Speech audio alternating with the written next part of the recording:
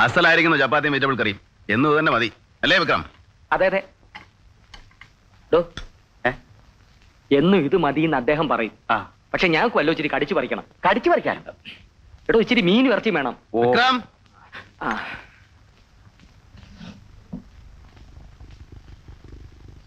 Vikram sir, നാളെ നമ്മുടെ ജോലി ആരംഭിക്കണം. I will explain the modus operandi. അതായത് നമ്മൾ ഈ കേസ് അന്വേഷിക്കുന്നത് 3 സ്റ്റേജുകളിലായിട്ടായിരിക്കണം. ആദ്യമായിട്ട് നമുക്ക് അന്വേഷിക്കേണ്ടത് ക്രൈം 25/86 ഇൻവെസ്റ്റിഗേഷൻ സ്റ്റേജിൽ ഏതെങ്കിലും വിധത്തിലുള്ള കറപ്ഷൻ നടന്നിട്ടുണ്ടോ എന്നുള്ളതാണ്. എങ്കിൽ മാത്രമേ CBI case അന്വേഷിക്കുന്നതിൽ പ്രസക്തിയുള്ളൂ.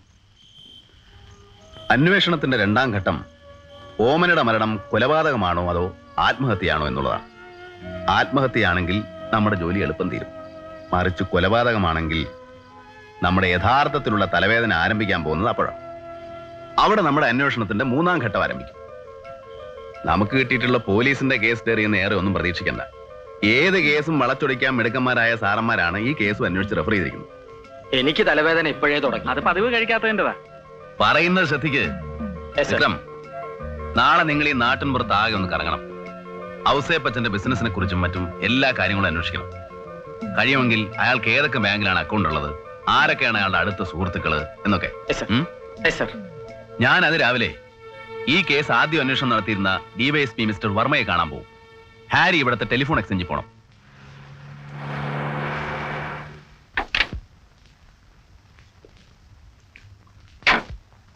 Good morning sir. Morning. ഞാൻ സേതുരാമൻ, CBI എന്നാണ്. ഇരിക്കൂ. Thanks sir. ഇവിടെ എത്തിയ വിവരം പറഞ്ഞു. കേസ് അന്വേഷണം ആരംഭിക്കുന്നതിന് മുമ്പ് സാറിനെ ഒന്ന് കണ്ടേക്കാമെന്ന് കരുതി. മാത്രമല്ല 1-2 ഡൗട്ട്സും ഒക്കെ ഉണ്ടായിരുന്നു. എന്താ? പോസ്റ്റ്മോർട്ടം നടത്തിയ ഡോക്ടറുടെ മൊഴിയിൽ എന്തോ കോൺട്രഡിക്ഷൻസ് ഉള്ളതായിട്ട് ആ കോൺസ്റ്റബിൾ ചാക്കോ പറഞ്ഞു. സാർ ആ ഡോക്ടർ വീണ്ടും ക്വസ്റ്റ്യൻ ചെയ്തിരുന്നോ? അതിനു മുൻപ് അവരെന്നെ തട്ടിയില്ലേ? സാറിന് ആരെങ്കിലും സംശയമുണ്ടോ? സംശയിക്കണമെങ്കിൽ ആരെ വേണമെങ്കിലും സംശയിക്കാം. എല്ലാവരുടെ മൊഴികളിലും ഉണ്ടായിരുന്നു ലൂപ്പ് ഹോൾസ്. ഞാൻ എന്റെ ഫസ്റ്റ് റൗണ്ട് ഇൻവെസ്റ്റിഗേഷൻ തന്നെ കംപ്ലീറ്റ് ചെയ്തിരുന്നില്ല. അതിനു മുമ്പ് തന്നെ അവർക്ക് എന്റെ അന്വേഷണത്തിൽ പന്തികേട് തോന്നിക്കാണും.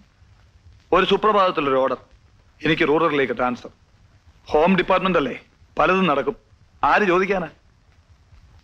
Mister Sethu, I will do one thing. എന്റെ അന്വേഷണത്തിന്റെ നിഗമനങ്ങൾ ഞാൻ എന്റെ പേഴ്സണൽ ഡയറിയിൽ കുറിച്ചിട്ടുണ്ട്. അത് ഓഫീസിലാണ്. ഞാനത് എത്തിക്കാം. വലിയ പ്രയോജനമൊന്നും ഉണ്ടാവും തോന്നുന്നില്ല. It will be worth A reference.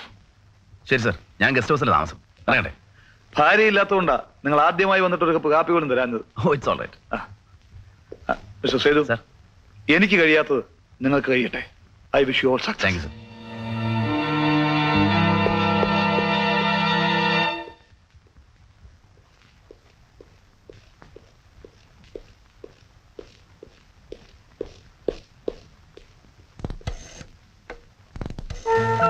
Yes, ഇരിക്കൂ. Thank you. DYSP Sethuraman sir നന്നായിച്ചതാ. KA Ouseph, telephone number 326 and 324. Kilivathukkal plantations and constructions, telephone number 421. Joy Mathew, telephone number 376. K Narayanan 388. Sunny Ouseph 342. ഈ നമ്പറുകളും പേരുകളും ഈ എക്സ്ചേഞ്ചിൽ തന്നെ ഉള്ളതല്ലേ? അതെ. 1987 ജൂണിൽ തുടങ്ങി നവംബർ വരെ ഈ നമ്പറുകളിൽ നിന്നും വിളിച്ചിട്ടുള്ള ട്രങ്ക് കോളുകളുടെ ഡീറ്റെയിൽസ് എനിക്ക് വേണം. അതിപ്പോ ടെലിഫോൺ ബില്ലിന്റെ ഡ്യൂപ്ലിക്കേറ്റ് ഉണ്ടാവില്ലേ? ഉണ്ട്. അതിന്റെ കോപ്പി മതി. ഡ്യൂപ്ലിക്കേറ്റ് കോപ്പി തരുന്നതിൽ ബുദ്ധിമുട്ടില്ല, പക്ഷെ ഒറിജിനൽ കണ്ടുപിടിക്കാൻ സ്വല്പ സമയമെടുക്കും. അത് സാരമില്ല. If you don't mind I will wait. Okay. ആ റെക്കോർഡ് റൂമിന്റെ താക്കോലും കൊണ്ടുവരൂ. ശരി സർ. മിസ്റ്റർ ഹാരി എവിടെ താമസം? ഗസ്റ്റ് ഹൗസിലാ.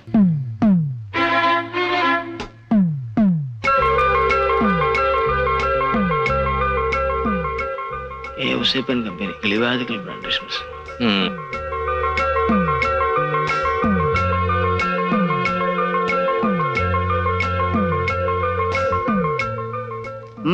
എന്താ? മുതലാളിയെ ഒന്ന് കാണണം. മുതലാളി ഇവിടെ ഇല്ല. കഴിഞ്ഞല്ലോ, കണ്ടേ പറ്റത്തുള്ളൂ.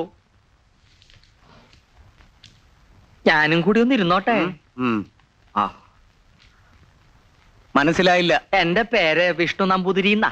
മേമന ഇല്ലത്തൂന്നാ. അല്പ വടക്ക. BA വരെ പഠിച്ചിട്ടുണ്ട്. തഞ്ചാവൂർ ബാങ്കിലാണ് ജോലി. അതിന് ഞാനെന്ത് വേണം? ഞങ്ങളുടെ ബാങ്ക് ഇവിടെ ഒരു ബ്രാഞ്ച് ഓപ്പൺ ചെയ്യുന്നുണ്ട്. അതിന് 4 പേരോട് പറഞ്ഞാൽ കേൾക്കാൻ കൊള്ളാവുന്ന കുറച്ച് അക്കൗണ്ട്സ് ഞങ്ങൾക്ക് വേണം. ഞാൻ അന്വേഷിച്ചപ്പോ KA ഔസേപ്പാൻ ഗ്രൂപ്പാണ് ഈ സ്ഥലത്തെ പ്രഗത്ഭന്മാരെന്നറിഞ്ഞു. നിങ്ങളുടെ കമ്പനിയുടെ കുറച്ച് ബിസിനസ് ഞങ്ങൾക്ക് തരണം. അതിനെന്നെ കണ്ടിട്ട് എന്താ കാര്യം? മുതലാളിമാരെ കാണണം. കണ്ടു. അവര് പറഞ്ഞു അവർക്ക് ഒന്നും അറിയില്ല എന്ന്. അവരുടെ ബിസിനസ് മുഴുവൻ സാറാണ് നടത്തുന്നത്. അത് ശരിയാ. പക്ഷേ ഞങ്ങൾക്ക് ഒരുപാട് ഫെസിലിറ്റി തരുന്നവരാണ് ഓറിയന്റൽ ബാങ്കും സ്റ്റേറ്റ് ബാങ്കും. കൂടാതെ ഔസേപ്പച്ചൻ ഓറിയന്റൽ ബാങ്കിന്റെ ഡയറക്ടർമാരിൽ ഒരാളാണ്. അങ്ങനെയുള്ളപ്പോൾ എങ്ങനെയാ KA ഔസേപ്പാൻ ഗ്രൂപ്പ് നിങ്ങൾക്ക് ബിസിനസ് തരുന്നത്? അപ്പോ നിങ്ങളുടെ ബിസിനസ് മുഴുവൻ ഓറിയന്റൽ ബാങ്കിലാണല്ലേ? ഭൂരിഭാഗവും. പിന്നെ ഗവൺമെന്റ് കോൺട്രാക്ടർ ഉള്ളത് കൊണ്ട് സ്റ്റേറ്റ് ബാങ്കിലും ഉണ്ട്. സ്റ്റേറ്റ് ബാങ്കിലും ഉണ്ടോ? ശരി ശരി. എന്നാലേ സാറിന്റെ ഒരു SB അക്കൗണ്ട് എങ്കിലും ഞങ്ങൾക്ക് തരണം കേട്ടോ. ഒരു ഐശ്വര്യത്തിന് വേണ്ടിയാണ്. ആ, അത് വേണമെങ്കിൽ ആലോചിക്കാം. അപ്പോ ഇല്ലത്തുനിന്ന് ഇറങ്ങിയിട്ട് ഉദ്ദേശിച്ച കാര്യം അങ്ങോട്ട് സാധിച്ചു. അത് കൊള്ളാം. അവർക്ക് സംശയം തോന്നിയില്ല സർ. അപ്പോ ഓറിയന്റൽ ബാങ്കിലാണ് അവരുടെ മെയിൻ അക്കൗണ്ട്സ് അല്ലേ? നാളെ നമുക്ക് അവിടെ വരെ പോവാം. കിട്ടിയാ? Yes sir.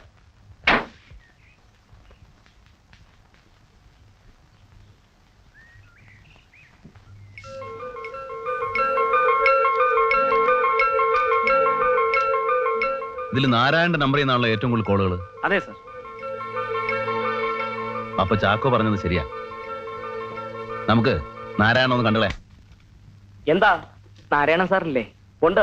ടെലിഫോണിൽ സംസാരിച്ചോണ്ടിരിക്കുക. നിങ്ങളാരാ? അനിരുദ്ധൻ, ബ്ലോക്ക് ഓഫീസിൽ നിന്ന്. അദ്ദേഹത്തെ ഒന്ന് കാണണം. സാറ് ഫോൺ ചെയ്തോണ്ടിരിക്കുകയാണെന്നേ. വളരെ അത്യാവശ്യമാണെന്ന് പറഞ്ഞേ. ചെല്ല്.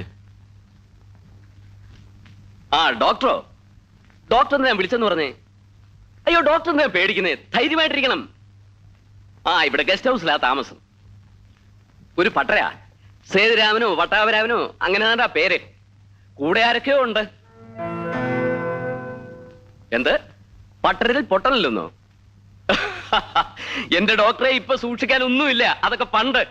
ഇപ്പൊ ഉള്ളത് മുഴുവൻ പേടാ. ഇല്ല, ഇവിടെ വന്നില്ല. അവിടെയും ചെന്നില്ലെന്നാ ഔസേപ്പച്ചൻ പറഞ്ഞത്. ഓ, എന്ത് സംഭവിക്കാനാ? ഔസേപ്പച്ചന് കുറെ കാശ് കൂടെ ചെലവാകും. ഓ പിന്നെ CBIക്ക് എന്താ കാശ് കഴിക്കുവോ? ആ ശരി ശരി, എന്നാ വയ്ക്കട്ടെ. പിന്നെ കാണാം. ബ്ലോക്ക് ഓഫീസിൽ നിന്നാരോ കാണാൻ വന്നിട്ടുണ്ട്. ആ ഞാൻ അങ്ങോട്ട് വരാനിരിക്കായിരുന്നു. ബ്ലോക്കിൽ ടീൻഡുടി വന്നിട്ടുണ്ടെന്ന് അറിഞ്ഞു. മേൽത്തരം വാഴത്തൈകളും വന്നിട്ടുണ്ട്. പട്ടാഭിരാമൻ സാറാണ് എന്റെ ചാർജ്. മിസ്റ്റർ പട്ടാഭിരാമൻ. പട്ടാഭിരാമനല്ല, സേതുരാമൻ. പട്ടര ബ്ലോക്ക് ഓഫീസിൽ നിന്നല്ല, CBI എന്നാ. ഇരിക്കൂ ഇരിക്കൂ. മിസ്റ്റർ നാരായണന് മന്ത്രിമാർക്കിടയിലൊക്കെ നല്ല സ്വാധീനമാണല്ലേ? ഏയ്, ആര് പറഞ്ഞു? ഞാനൊരു പാവമാണ് സർ. ഒരിക്കൽ അസംബ്ലി ഇലക്ഷനിൽ തോറ്റു. അതാണ് എനിക്ക് രാഷ്ട്രീയവുമായി ആകെയുള്ള ബന്ധം. നിങ്ങൾ മന്ത്രിമാരെയും അവരുടെ PAമാരെയും മറ്റും പലപ്പോഴും അവർ താമസിക്കുന്ന വീടുകളിലേക്കും ഗസ്റ്റ് ഹൗസിലേക്കും ഒക്കെ വിളിച്ചിട്ടില്ലേ? ആരാണ് സർ എന്നെ പറ്റി വേണ്ടാത്ത അസംബന്ധമൊക്കെ പറഞ്ഞു തന്നത്? എനിക്കൊരു മന്ത്രിയും പരിചയമില്ല. ഞാൻ ആരെയും വിളിച്ചിട്ടുമില്ല. 388 നിങ്ങളുടെ ഫോൺ നമ്പർ അല്ലേ? അതെ. ഈ നമ്പറിൽ നിന്നും വിളിച്ചിട്ടുള്ള ട്രങ്കോൾ ബില്ലുകളുടെ ഡ്യൂപ്ലിക്കേറ്റ് കോപ്പിയാണത്. അതിൽ ചുവന്ന മഷിയിൽ അടയാളപ്പെടുത്തിയിരിക്കുന്നത് പല ഗസ്റ്റ് ഹൗസുകളുടെയും ഫോൺ നമ്പറുകളാണ്. നിങ്ങൾ വിളിച്ച ദിവസങ്ങളിൽ മന്ത്രി അവിടെ ഉണ്ടായിരുന്നതായി ഞങ്ങളുടെ പക്കൽ തെളിവുകളുണ്ട്. നീല മഷിയിൽ അണ്ടർലൈൻ ചെയ്തിട്ടുള്ളത് മന്ത്രിയുടെയും മന്ത്രിയുടെ PAയുടെയും IG-യുടെയും ഒക്കെ തിരുവനന്തപുരത്തെ റെസിഡൻസ് നമ്പറുകളാണ്. ഇപ്പൊ എന്തു പറയുന്നു മിസ്റ്റർ നാരായണൻ? രാഷ്ട്രീയത്തിൽ നിങ്ങൾക്ക് ഒരു സ്വാധീനവുമില്ല അല്ലേ? ജൂൺ 30 മുതൽ നവംബർ 30 വരെ ഈ നമ്പറിൽ നിന്നും ചെയ്തിട്ടുള്ള ട്രങ്കോൾ ബില്ലുകളുടെ ഡ്യൂപ്ലിക്കേറ്റ് കോപ്പിയാണ് അതിലുള്ളത്. ഔസേപ്പച്ചന്റെ മരുമകൾ ഓമനയുടെ മരണം ജൂൺ 29 തീയതിയായിരുന്നു.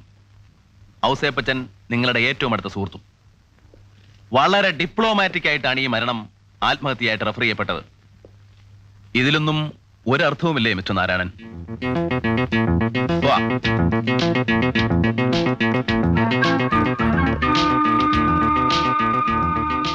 നാരായണ, തന്റെ വണ്ടി ഇപ്പോഴും റോങ് സൈഡിൽ തന്നെ. Be careful. നിങ്ങളല്ലേ പറഞ്ഞത് ഒന്നും പേടിക്കാനില്ല, ഒരു ചുക്കും സംഭവിക്കില്ല എന്ന്? എന്നിട്ടിപ്പോ എന്തായി? എന്തായി? എന്തെങ്കിലും ആയിട്ടുണ്ടെങ്കിൽ അത് ഇയാളുടെ കുഴപ്പം കൊണ്ട്. അതിന് ഞാൻ എന്ത് ചെയ്തു? മന്ത്രിമാരെ പരിചയമില്ലെന്ന് താനും നിന്നോട് അവരോട് പറഞ്ഞത്. പരിചയം ഉണ്ടെന്ന് പറഞ്ഞാൽ കുഴപ്പമില്ലേ? ഒലക്കേടെ മൂട, ഇയാളൊരു മരമണ്ടനാ. ഒരു പരിചയമില്ലാത്തവനും വെറുതെ ഒരു അന്തസ്സിന് വേണ്ടി പറയും 4 മന്ത്രിമാരെ പരിചയമുണ്ടെന്ന്. മന്ത്രിമാരെ കാണുന്നതും സംസാരിക്കുന്നതും തെറ്റാണെന്ന് ഒരു പുസ്തകത്തിലും പറഞ്ഞിട്ടില്ല. താനൊരു പൗരപ്രമാണിയാണ്, സമുദായ നേതാവാണ്, ബിസിനസ് മാഗ്നറ്റ് ആണ്. മന്ത്രിമാരെ കാണും, സംസാരിക്കും. അതിന് CBIക്ക് എന്ത് കോപ്പാടോ? അതെ, അവർക്കെന്ത് കാര്യം? എന്നോടല്ല ചോദിക്കേണ്ടത്, അവരോടായിരുന്നു. ചോദിച്ചില്ലല്ലോ. നാരായണൻ എവിടെ കുഴപ്പം പറ്റിയെന്ന് അറിയാവോ? ആദ്യം അവര് ചോദിച്ചപ്പോ ആരെയും പരിചയമില്ലെന്ന് പറഞ്ഞു. അവര് തെളിവ് കാണിച്ചപ്പോ നിങ്ങൾക്ക് ഉത്തരവില്ലെന്നായി. അവര് നിങ്ങളെ ഭംഗിയായി കുരുക്കി. ആദ്യമേ നിങ്ങൾ ഉറച്ചു നിന്നിരുന്നെങ്കിൽ അവർ വന്ന പാടെ അങ്ങ് പോകുമായിരുന്നു. അപ്പോഴേ അവരിനി നിങ്ങളെയും കാണാൻ വരും. പല തന്ത്രങ്ങളും ഉപയോഗിക്കും. വഴങ്ങരുത്. അവരിനി എപ്പോഴാണാവോ എന്റെ അടുത്തേക്ക് വരുന്നത്? ഞാനും 2 മാസത്തെ ലീവ് എടുത്താൽ എന്താന്ന് ആലോചിക്കുക.